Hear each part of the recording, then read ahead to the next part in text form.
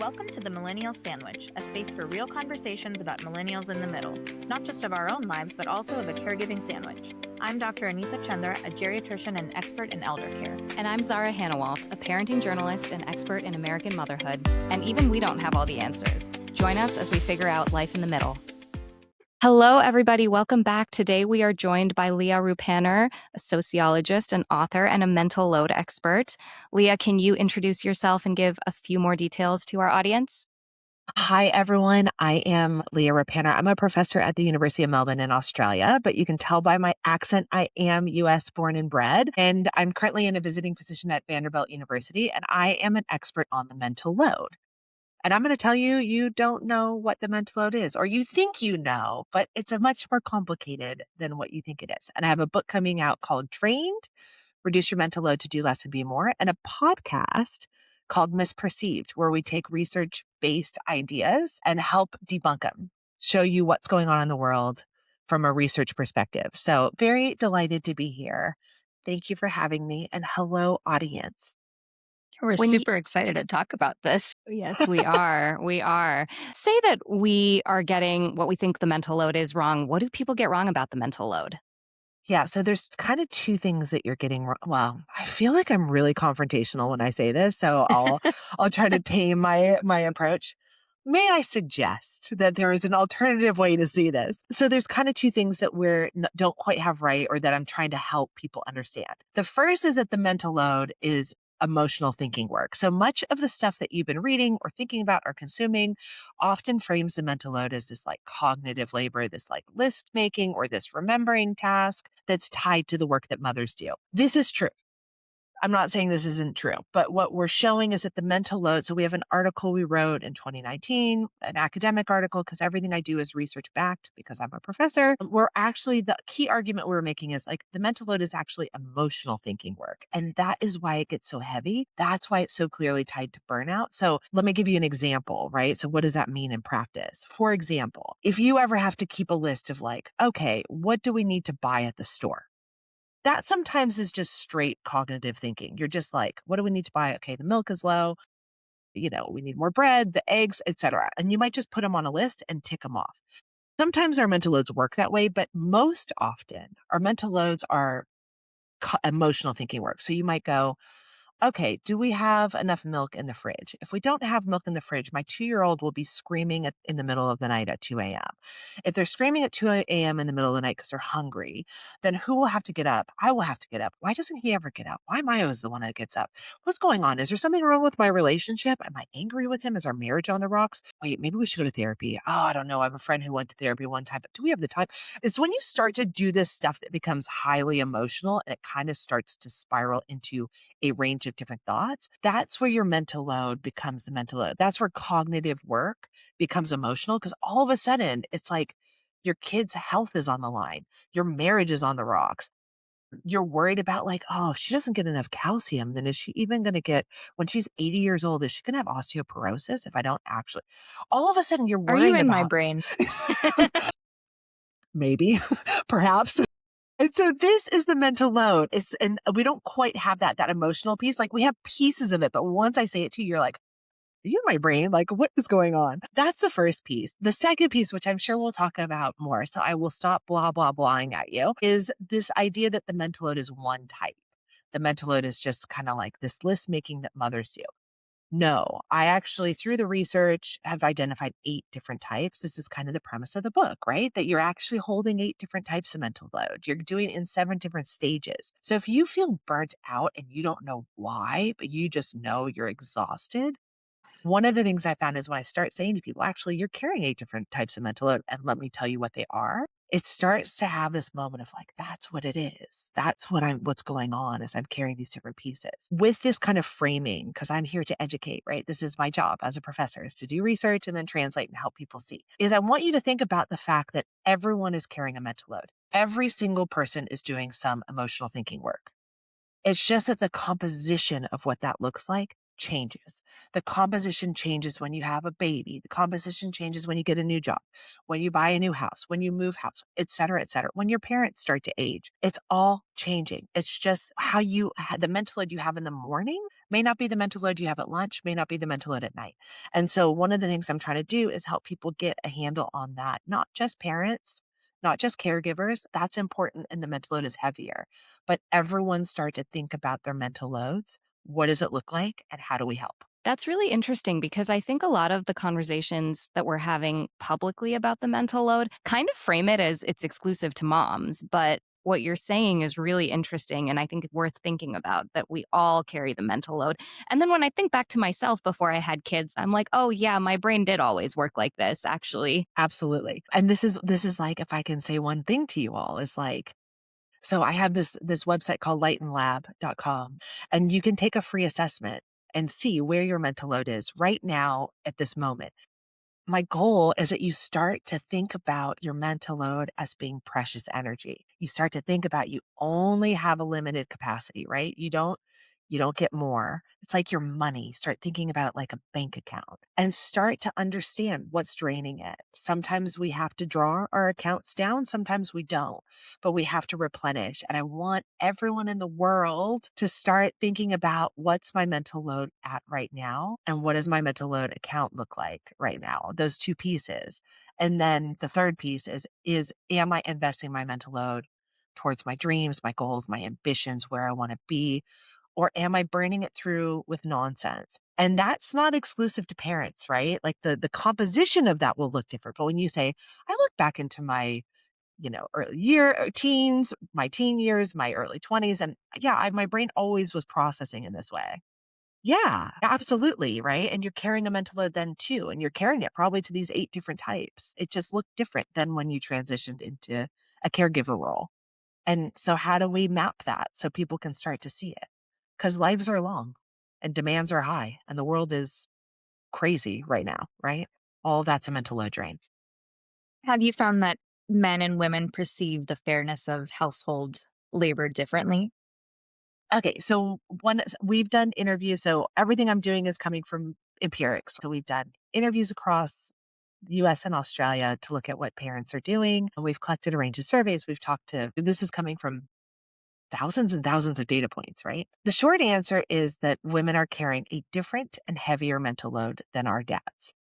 Part of that, I'll do 2 things. So one is I have a paper with Anna Catalano Weeks in which we're looking at the domestic labor. That's stuff that you might think of as kind of the traditional mental load. Like I would call this in my book, the life organization work. Keeping track of your kids, whether their toenails need to be clipped, making sure that they're signed up for school activities, tracking, whether you need a car repair, all this kind of stuff. When we measure 21 items of the mental load, and if you're interested in seeing the 21 items that we measure at home, 2 things. One, Anna has a survey up free open that you can go and take and actually see where you land. So Anna Catalano Weeks at University of Bath, she has a survey up and you can actually take our measures and you also can see them in the article. So in both directions, the article is open access. But when we measure it that way, what we find is that mothers are carrying 70% of the mental load. And they're much more likely to carry the kind of core tasks. These are the things that can't be delayed. This is true when we look at housework too. The mothers are much more likely to carry the tasks like washing dishes, cleaning, wiping down counters, grocery shopping, things that like you have to do or else people will die, right? Like for household functioning. And fathers are much more likely to carry what's called the episodic housework tasks. It's remembering to do the repairs, paying the bills. We find that the mental load maps the same way, that mothers are much more likely to take this kind of core mental load tasks that can't be delayed. And they're taking 70% of those. So check, right? Like check. If this is happening in your life, we have the data to show it. One of the things about the mental load that's unique to say housework is you can both be carrying it. You can be carrying the remembering or the strategizing about whether the kids have after school activities or someone's picking them up, and he can too, or she can too. Your partner can be carrying that as well. It's very unlikely that you're both going to go and pick them up from school. One person is actually going to be doing the doing, but many of you could be thinking about the thinking. And this is unique about the mental load. And this is one of the things in my mental load audit in my book I ask people to do is start to think about where you're duplicating. You can duplicate the mental load, and you might not want to. Sometimes you might want to. It might end up with better outcomes, but sometimes not. You're actually just carrying the same thing your partner's carrying at your detriment. So knock it off. No, I should stop it. Get clear on it and then figure out what you can reduce. The other thing is, in my book, I talk about these 8 different types, right? So life organization, dream building, safety, the mental load to Medicare, not in the US like healthcare, but Medicare, relationship hygiene, emotional support. And one of the things that came through the interviews was that mothers were much more likely to carry these categories alone. They would carry, for example, they would carry the magic making. So magic making is carrying on traditions and creating special life moments. And this would be a category where mothers were much more likely to say, yes, I'm doing all of this magic making mental load to make sure the holidays feel special, to make sure we're carrying on the traditions, to connecting into my family, to making sure that the kids have a wonderful childhood. And the dads were kind of like, yeah, no, it's either not valuable work, it's not worth my energy, or she's got it, or why are we doing all of this when sometimes we could do something much simpler, right? And all 3 of those can be true at the same time. Like it can be, there are traditions that you do want to carry on, traditions that you don't, that you're doing just because you feel like you have to. And so this was one that was really imbalanced. And in fact, this is one where I would say to the dads after the interviews, like, okay, here's the 8 different types. And they would say, oh, I didn't even know that was happening. Like, oh, yeah, I'm not even thinking about that as a mental. It was kind of like a discovery moment. The second one is emotional support. Mothers were much more likely, women were much more likely to do the mental load of checking in on family, friends, and coworkers, doing that kind of, and relationship hygiene, which is helping to maintain networks. So thinking about, is your mother okay? It's her birthday. Let's check in. What are you going to do? So both like checking in emotionally, thinking about people's emotions, whether they're doing okay, and scanning the room to see who's doing what, when, and how, like how are people doing? And then also the work of thinking about how do you connect people to people to make sure that they feel loved. Those were 2 things that women did much more of the mental load of in the home, and men didn't. Fathers did less. The only thing I'll say to you about that is that we ask men to do, like, this is really valuable work, right? Actually keeping the harmony and the emotional balance within a family is really valuable work, and relationship hygiene is really valuable. Men do this often at work. They will be checking in on their teams at work, right? Thinking about, is everyone okay? They will be thinking about how to network to create the next career opportunity. So it's not that this is work that men don't have skill in. It's not that this is work that men don't see as valuable, but it's work that hasn't moved across into the home, and that women have been carrying at the expense of their burnout. And so I think this is the type of work, if we were going to ask men to do more or an opportunity to step in, I think they'll find this is really valuable work and enriching work, to be better connected to your kids emotionally, to be better connected to your partner emotionally, to be taking some of that relationship hygiene work. This is where I would say, let's try to do Do you more. think it's about actually splitting the tasks where the resentment comes in? Is it about splitting the tasks or acknowledgement of all of this extra? Because you kind of mentioned when you said all these things and the men were like, oh, I didn't know that was a thing. And then what happens? How does it? Because in a lot of families, it doesn't make sense to physically split the tasks. It's not even just about the tasks. It's more about feeling like my partner understands the 15 things that it takes to do that one task. I love this question because the answer is yes and. Yes and. So in my book, I talk about some gender myths that you might be holding, that might be holding you back. One of them is this idea that you have an equal partnership.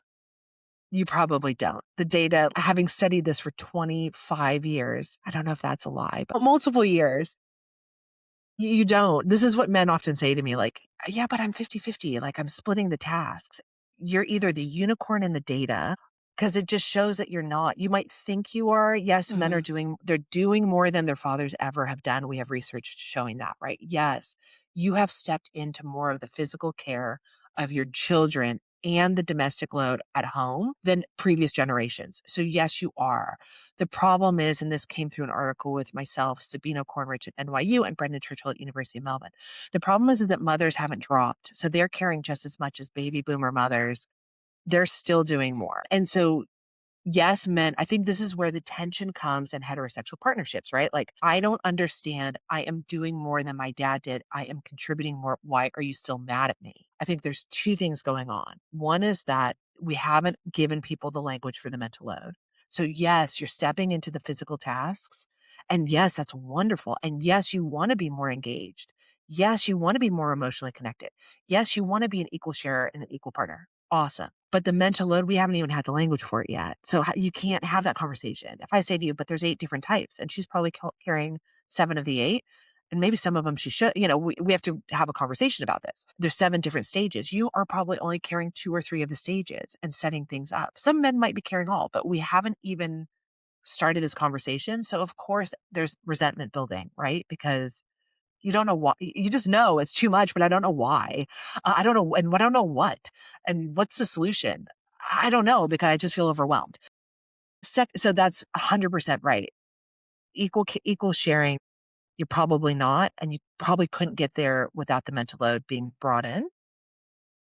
I have another paper where we talk about economies of like that sometimes you're actually negotiating on economies of gratitude, like that being grateful, actually just having the acknowledgement and being grateful for what the other person is doing can do a lot in a relationship. Sometimes it's not about sharing equally, but about understanding without judgment and dismissiveness. So a lot of the moms would talk to me about like, I get told I'm worrying too much. I'm getting told I'm a micromanager. I'm getting told I'm a perfectionist. I'm type A, and actually no one else cares about this. That's wrong. There is research that we've done where we show no, women are going to be, and this is your original other question, women are going to be judged more harshly for having a messy house. Women are actually anticipating a penalty. And we show this through the research that someone's going to come in and think they're less competent, capable, likable, less human for the state of their house. We're going to do another research project where we look at whether you bring your kids, the state of your children, right? Like what, like kid, the state, right? If you show up with your kid disheveled and you're a woman versus if you show up with a kid disheveled and you're a man, what's the social penalty? The thing about social norms is even if you don't believe them, if you anticipate someone else is going to judge you for them, that's powerful. That's enough to make you feel shame, embarrassment, change your behavior. And so I think when you say, I don't know that I want equality is accessible, but I want at least acknowledgement. That was something that came through really clearly that in heterosexual couples, that was hard to get. And in part because they can't see the social world. So I have one chapter where I go through a couple who goes through the whole thing. They audit their mental load. They identify the 8 steps. I give them money. I give them a little bit of money to see what happens in terms of lightening the mental load. And then for this one couple, the woman partner said, I don't get it. There's something wrong with my marriage. After all this, there's still something wrong. And the thing that helped was both of them understanding the other's perspective. Her understanding the way in which gender norms made everything really difficult, made it feel overwhelming, made it feel high stakes, right? It is high stakes, I'm telling you, because the social norms tell you, you better not mess this up.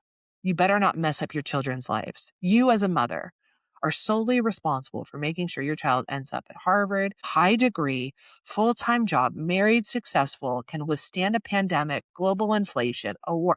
It's insane. Like, why are we asking women to do that? And just you, right? Like just on your shoulders, like you, and then have a full-time job. And then also make sure you look really sexy because don't gain a pound. And then also try to get that promotion, right? But just you.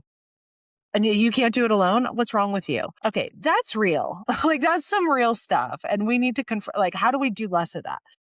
That's real. And so when she says to you, I don't know, I just feel like if the house is a mess, then people are going to think I'm a worse person. I'm not competent. Yeah, yes, we have research showing that. But for him too, he's in a different moment where he's trying to provide financially for the family. He's facing different pressures. Inflation, I need to provide. This is going to be difficult. How do I do this? And when he says, it's like there's almost this conflict of I need this and we can't see each other's worlds. So it was when this couple started to be able to see like each other's worlds. He feels the same pressure to provide for the family and work has to come first. And we have research showing too that fathers who step out of their careers even with the best CVs, this is with Sheila Njoto, Mark Chong, and Leah Furman. Even with we gave them the most incredible CVs. They went to Harvard. They went to Stanford. They had the best jobs. But if those men took a gap to caregiving, they weren't getting hired back in. The algorithm was biased against them. The recruiter was biased against them. So when men say, I'd feel worried that if I step out of this, I'm going to get in trouble. They're right too. They are right too. And so I think what I'm not trying to depress everybody in this audience, but the point I think is you are living in these social worlds with outdated social norms that actually make everything feel hard. And how do we step in to do two things? Because I feel like now everyone's like, oh my God, this is what next? How do we step in, A, to see them? To see when we're acting in ways that are actually not aligned with our soul, our purpose, our goals, our dreams, our ambitions, but are because we're being told, but because of social norms that tell us we're going to get punished. And then B, how do we get clear on what are our dreams, goals, and ambitions? Because one of the things I heard a lot too was that mothers are so burnt out that they can't even take time to think about what they could need. They can't even take time to think about one of my mental load categories is individual upkeep. They can't even think about getting that walk in or whatever it looks like, extra rest, 25 minutes to yoga. It's like, I can't because I'm so overwhelmed. One mother had to hide her list of things she wanted to do for herself because she felt so bad. So I'm asking women of the world, let's start to see yourself as valuable, worthy, and deserving. No guilt, no anxiety, no feeling terrible. Get clear on what are your dreams, your ambitions. Can be small, can be big, one step towards them. Start to see your mental load as valuable and to start to engage in these conversations around it. And then men of the world understand that when she says, I'm going to get in trouble for this, she's not anxious, a worrier, micromanaging, or a perfectionist. She really is anticipating a penalty. See what that looks like and figure out how do you support the dreams. Because I think sometimes we're missing that conversation, understanding that there's whole categories of mental load you're not doing, that she's carrying. Your life is better as a result of that. And that there are whole categories that you might be duplicating. And so starting to have conversations around where do we want to go and how do we get there, both in terms of our time, our money, and our mental loads. I want us to start at that as opposed to this is unequal and unfair and what are we going to do about it? Where are you trying to go? And how do you build the world around everything around that? What do you think? Have I convinced you? I have a question. Do you think that the experience of the mental load and feeling like things aren't equal or that we're overwhelmed is part of that because in the millennial generation, as you said, men are doing more and maybe in previous generations, they didn't experience that because that was just sort of the norm and they didn't think about it? I mean, what is the difference why are we talking about this so much? That's an interesting question. Like your question is kind of like if we had gender norms that specialize everyone, like you're responsible for the home, I'm responsible for work, and our roles are delineated. And so your mental load is here and my mental load is here. And Right. That's your question, right? It Yeah. doesn't cross over. I think, yes, 100%. I think you are right about this. It's not that they didn't have a mental load, but everyone was clear. I think there's two things going on. One is that you're operating in an outdated system. So you are currently operating in a system that assumes that in a work system. Well, yeah, in a workplace, most likely, that operates with that assumption.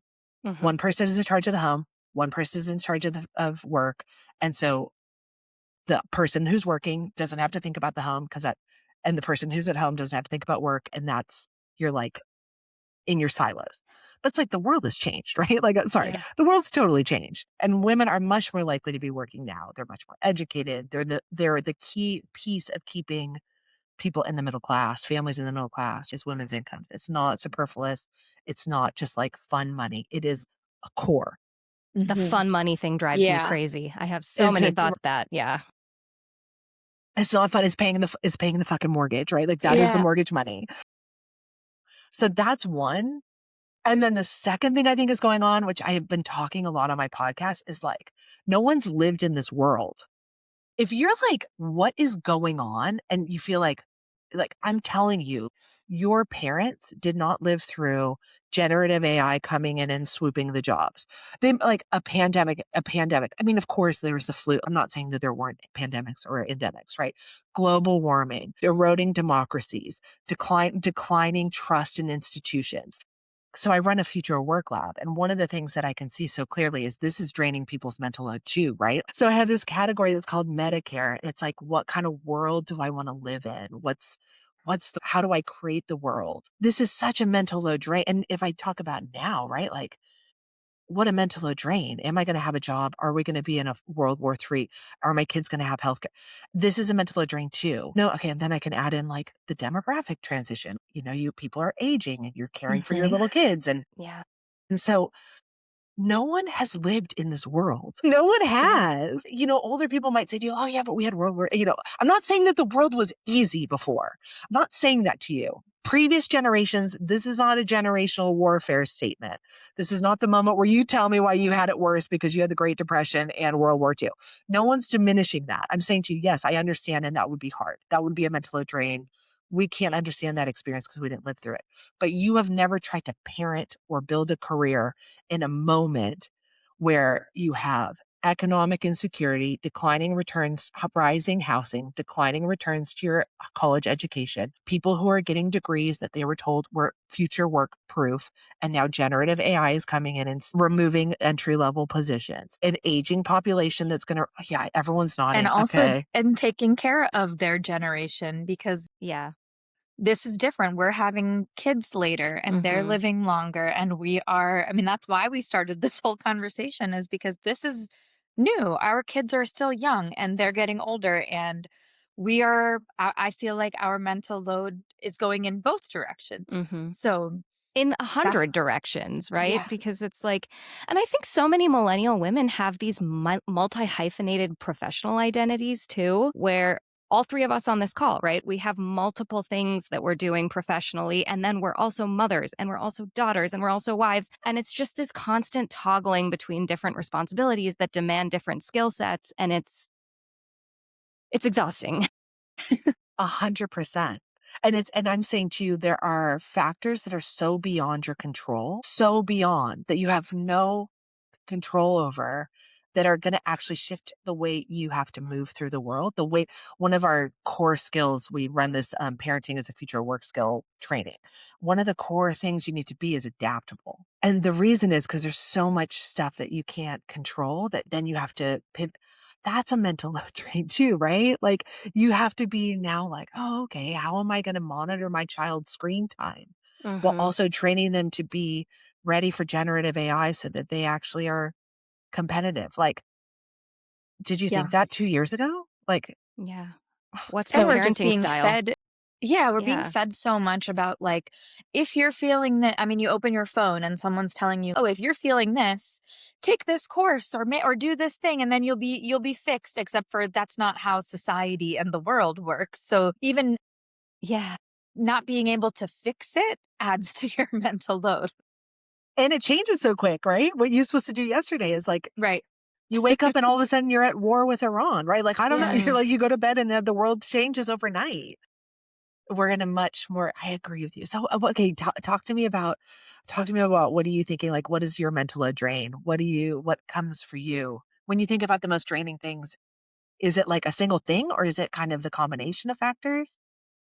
I think for my husband and I talk about the mental load a lot. We have been. And like you said, I think he acknowledges that there are pieces that I think about that he would never think about. And it goes back to him saying, well, you just don't have to think about those things. Like, well, no, I think, and it's just going back to this conversation. We actually just yesterday we posted on our socials about how, we use the fair play cards and we split up tasks and all of these things.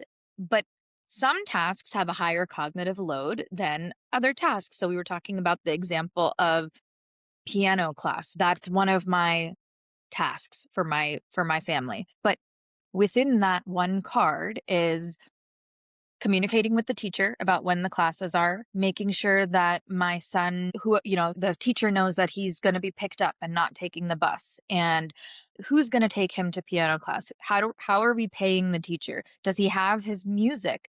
How does he feel about going to piano class? Because he's been saying he doesn't really want to do it. Am I pushing him to do piano? Because I did piano for too long and I hated it because my parents Hmm. pushed me to. So all of these steps. And when I say this to my husband, he's like, why don't we just do something else? I'm like, that is not the point. That is not fixing this. So yeah, that's where I am in my brain. Sarah, where I want to talk about the audit, but I'm curious. Sarah, where are you in it? I think the thing that I find the most draining is the state of the world. I think that for me has been like the heaviest piece of it. Also, and I'm a little ashamed to say this, but social media has been a big drain for me.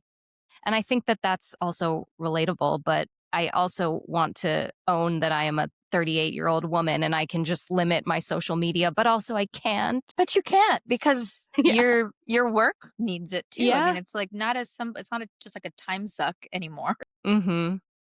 Yeah, and that's the hard thing is like our careers, there's just no boundaries when you work. I work for myself, so many millennial women do. And there's just that lack of boundaries around work and life. And social media plays into my work, and it's just a lot.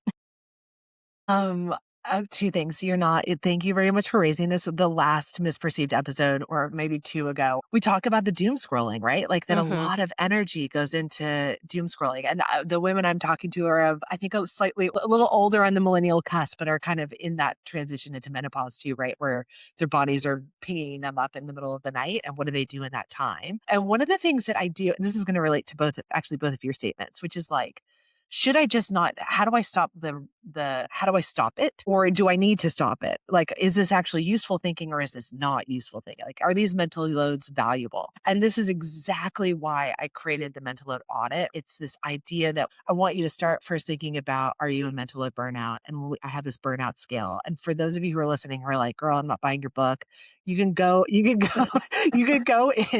again to lightandloud.com and do a free assessment and just see some of the kind of questions because we have the burnout scale in there too. We have the mental load burnout and we have the mental load measures, right? First is like, are you a mental load burnout? Are you actually waking up with enough energy to even start the day? Or are you in running your mental load credit cards down to negatives 300 million, right? And what I would hear when people do this, what they'll say is mothers are much more likely to say, I'm burning it down, but I'm keeping just enough energy in case an emergency comes. I can't respond to opportunities. I'm tired. I don't sleep well. But if something needs me, yes, I'll rally. The dads were much more likely to say, like, I can respond to an opportunity. I'm sleeping okay. Right. So burnout was high. The next thing is, where's it going? Where's your mental load energy going? So, sorry, if you're saying, like, I am spending a lot of mental load energy on the state of the world and on, a state of the world and social media. I'm going to say to you, okay, is that crediting your account or debiting it? Is that bringing you replenishing energy or is that debiting your account and just draining you? That's a reflexive moment. And then, or even around, your child's musical talents, right? Is this replenishing or is it debiting? Is it good energy or is it not? And then how are you aligning that with is it being made worse by social norms that tell you you have to do something or not? Is it made worse because you're giving too much energy to too many people? I talk about like who's on your field. Do you have too many people on the field? Do you care too much about everyone? Get your core and rotate them out. You can't have everyone playing at the same time. And then what are your goals? What are your goals? 1 year, 2 year, like in life, dreams and goals. What would you want in a year, 3 years, 5 years? And then try to align your spending with that. So on some level, I'm going to bet that if you were to do this around state of politics and the state of the world, only a fraction of that time would be actually crediting and a lot of it would be debiting. Because I think a lot about this too, and this is why I did a podcast on it. I think one of the challenges is it feels like we have to be informed about everything to be good citizens. It is our responsibility to know it all because if we don't know it all, we should care and we should know it all and we should care about it all. And show that we care about it. Mm. Yeah. And that's our act of social resistance, Mhm. or that's our act of engagement. I'm going to say controversially, maybe that's the wrong way. Maybe like the way is to figure out, what do you specifically care about? Because what I worry about is we're just burning through all our mental load energy, knowing and caring and being outraged. But then where's the action, right? Like, where's the next Hmm. step of like, Yeah.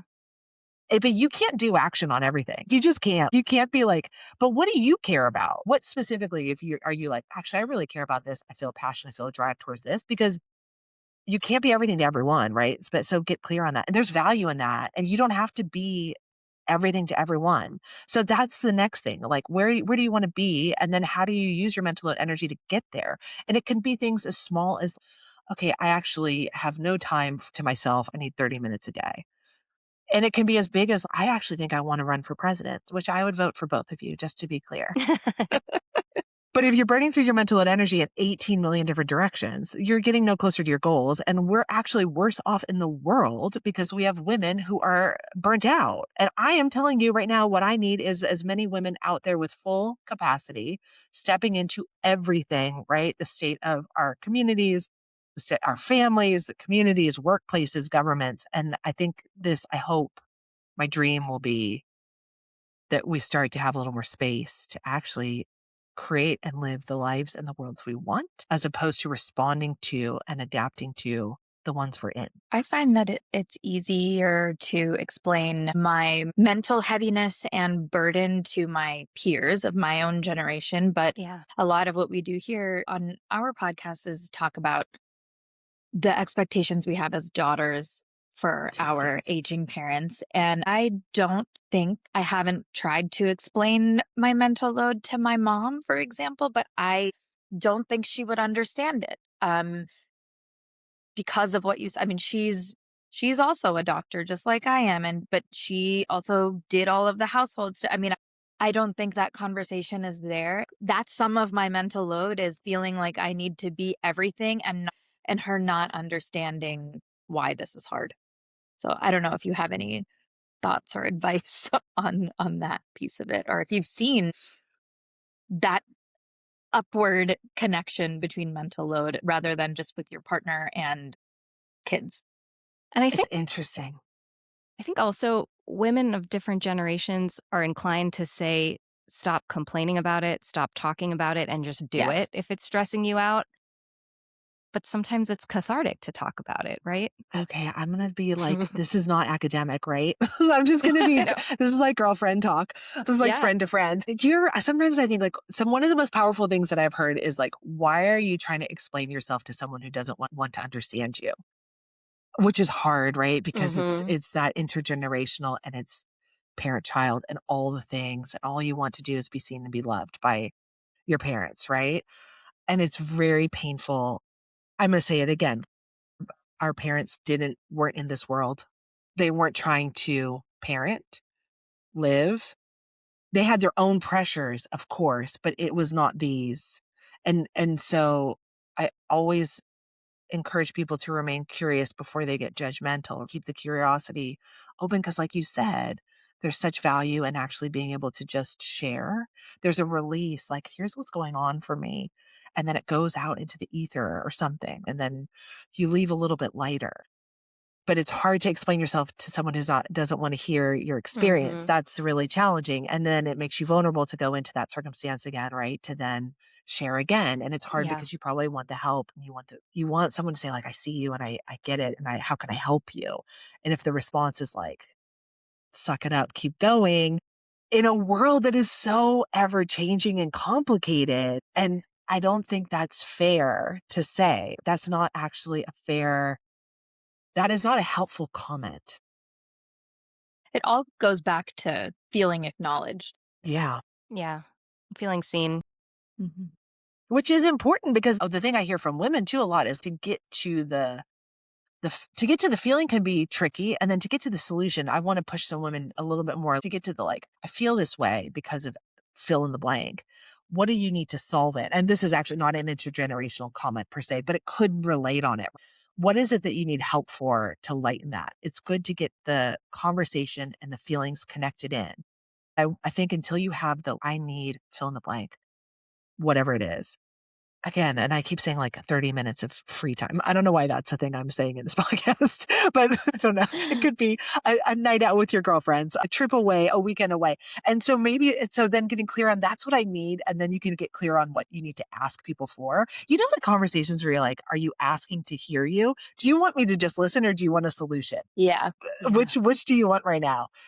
So I think sometimes getting clear on I heard a lot of women talk about they put their needs to the bottom because they're so socialized to give to others and put themselves last. And it's like a badge of honor for someone and Absolutely. yeah. One of the Which mothers in drives me crazy. my interview said, like, if this is hard, I'm doing it right. Yeah. Oh, that came Yeah. in the book too.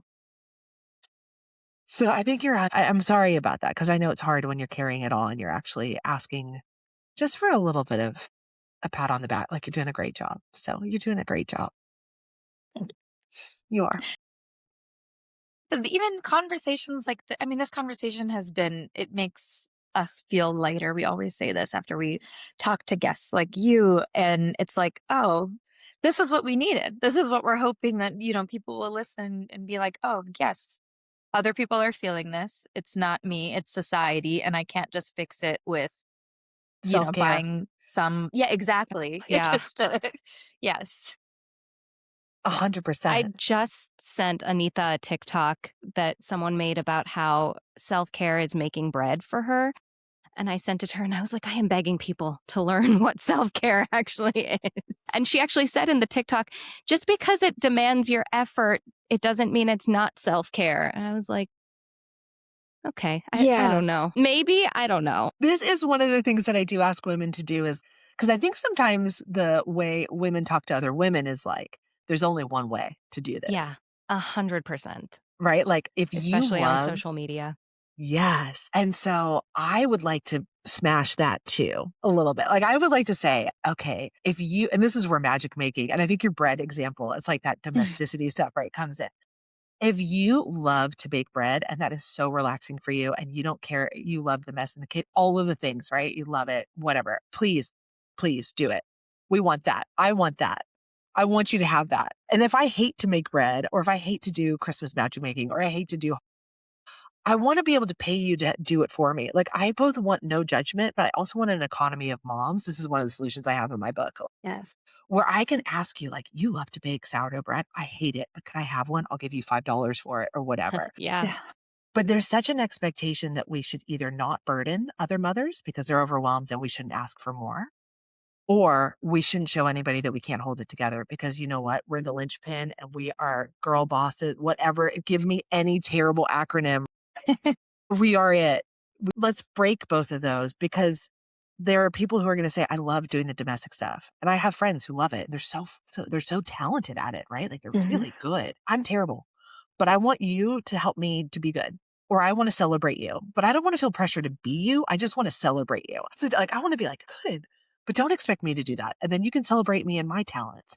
And then maybe I could so that's where I want, can we be a little more fluid? Because right now what we're doing is like, I don't want anyone to know that I'm bad. I don't want to inconvenience anyone and everyone's burnt out. And you can't outsource anything without feeling guilty. Yeah. So what do you think, is there anyone in your listening audience that could build us an online platform to do this? I'm Call sure. me. Like a barter system. Exactly. But with money. Exactly. What would you say is your millennial sandwich survival tip? Oh, lay on the couch and don't feel guilty. That is my millennial sandwich. That is it. Love it. May I please give you permission to do whatever version of that is for you? Laying on the couch, eating Doritos and watching trashy TV. If that is it, like whatever that is, no guilt, no mental load. One of the, I'll say in all seriousness that when I talk about these ideas with people, sometimes they say to me, you want me to drop stuff? It's too hard right now. People are unwell. Like the stakes are too high. You know, if I can't drop the safety of my family because I am a person of color in the US right now and my family will die, right? Like I'm worried about the risks of all this. I can't drop that because I'm caring for my sister has passed and I'm caring for her kids and I need to be there for them. Some of you will be able to audit and drop some stuff. Some of you will audit and can't. for both of you, if you can't, the rest can't be with guilt. Whatever it is that's replenishing you cannot be then done feeling bad about doing it and or ruminating through your mental load in it. You deserve it. You need it. It's replenishing for you. It's going to allow you to step into whatever you have to do right now with more kindness, compassion, and love for yourself and others. And so whatever is your version of my laying on the couch eating Doritos and watching trashy TV, that is sacred. Treat that like it's sacred and allow that to be your time. No guilt, no anxiety, no worry. Love it. Thank you. Thank you, Leah. Thank you. This Thank you has so been much. amazing. Thank you for taking time talking to us. I loved it. Thank you for having me.